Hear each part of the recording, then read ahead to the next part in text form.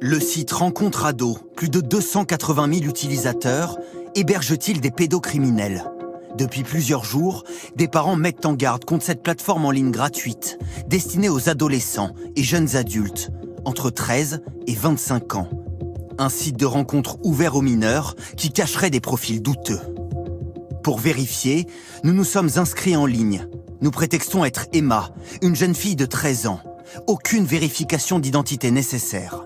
Après quelques minutes seulement, nous recevons des dizaines de messages à caractère sexuel, écrits par des hommes qui se disent majeurs.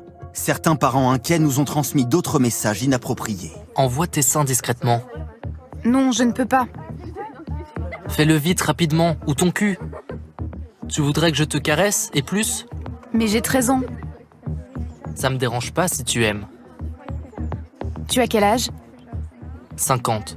J'ai des hommes qui m'ont invité, qui ont invité mon faux profil, qui m'ont proposé un aller-retour, qui ont proposé de me payer un aller-retour. En 72 heures, je n'ai eu que des messages à caractère sexuel. Que ça. Et des centaines. Ça a été un raz-de-marée.